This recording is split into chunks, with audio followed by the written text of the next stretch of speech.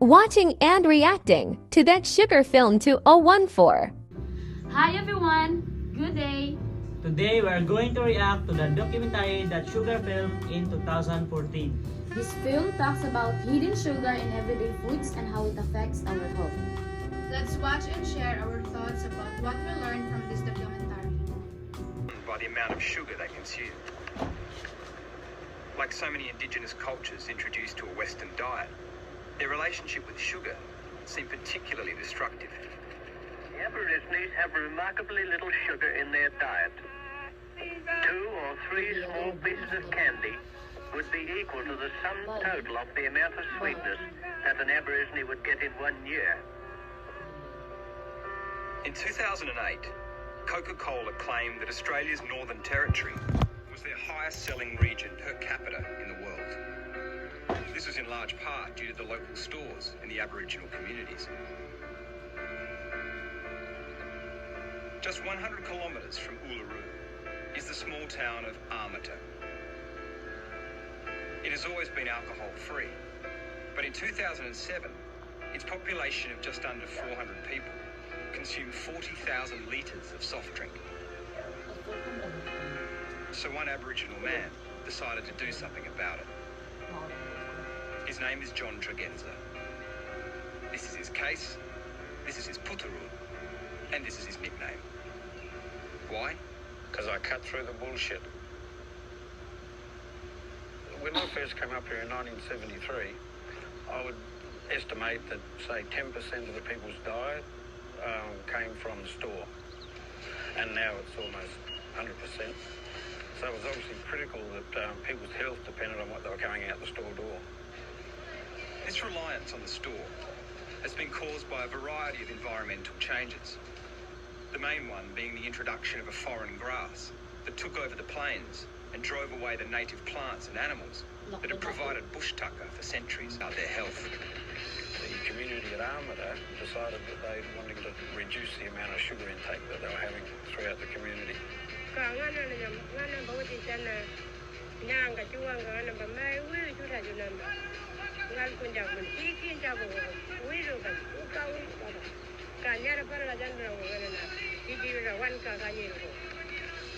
The first high sugar item to go was the black fizzy stuff. And they said, we don't want Coke, so they don't have Coke. So no one is upset about it. It is a decision by the elders, and so we don't have Coke. Maywiru was working, and in a very short time, Armata had the lowest rate of sugar consumption in the region. With the level of sugar consumption in other communities I've been in, it's astronomical. It is over the top. I think the Maywiru group in itself could teach a lot of the other communities a lot. But just when everything seemed to be headed in the right direction, the government slashed Maywiru's funding. The organisation is now left with the skeleton of staff. The nutritionist was the first to go. The people that are younger than that people really feel it because it was their idea. Like, they're the ones who saw the problem. They're the ones who bury their own people. They're the ones who want to make a change. And they've been totally ignored, overridden, and had funding taken off by federal and state governments and given to non-Aboriginal organisations. It's really quite outrageous. The thing that struck me about Armata is that although Coke is gone, without a nutritionist to continue the education... Ralph Steiner said that sugar essentially causes materialism, and that development of the sugar metabolism and the sugar drug culture developed a materialistic culture. We live in a time of instant gratification. Nobody wants to wait for anything. What's sugar? Quick energy, straight to the brain.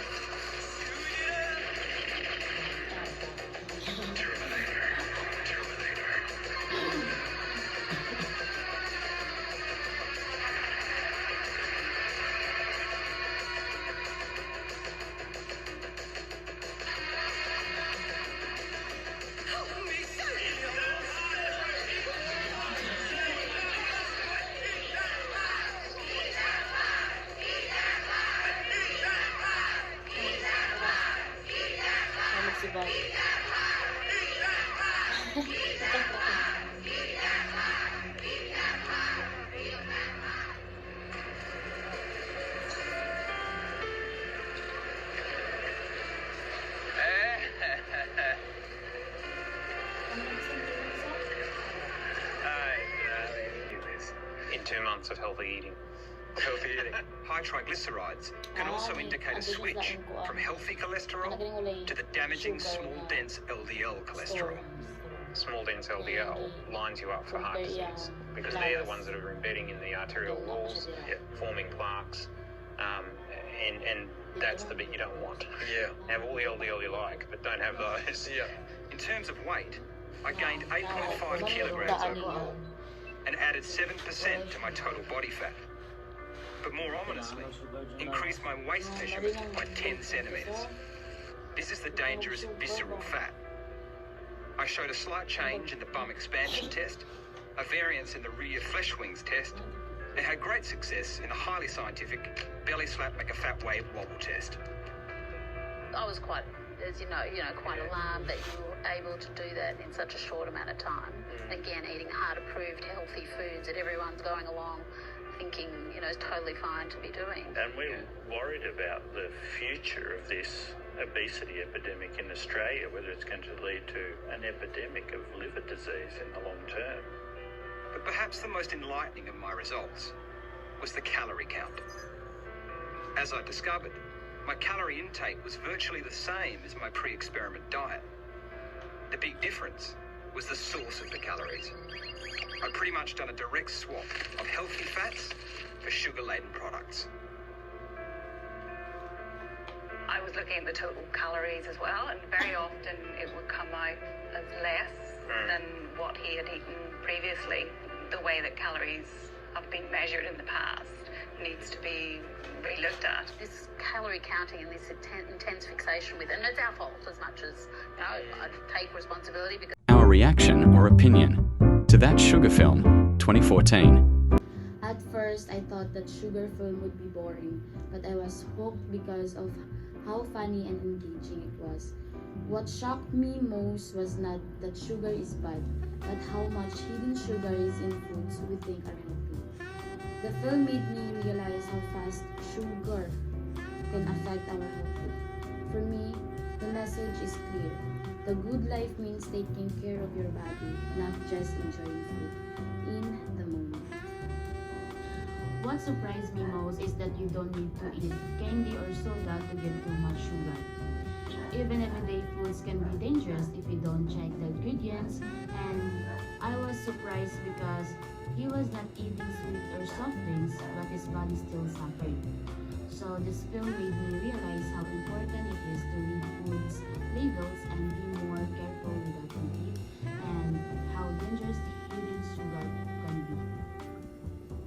The film shows how sugar is hidden in many foods, even those labeled as healthy, and how unreflective consumption can harm our health and well-being. It made me realize that good life is not about instant pleasure, but about being aware of what we eat. By practicing moderation and making mindful choices, we can live healthier and more meaningful lives. I just finished watching the Sugar Film, and I was surprised by how entertaining it was because of its humor.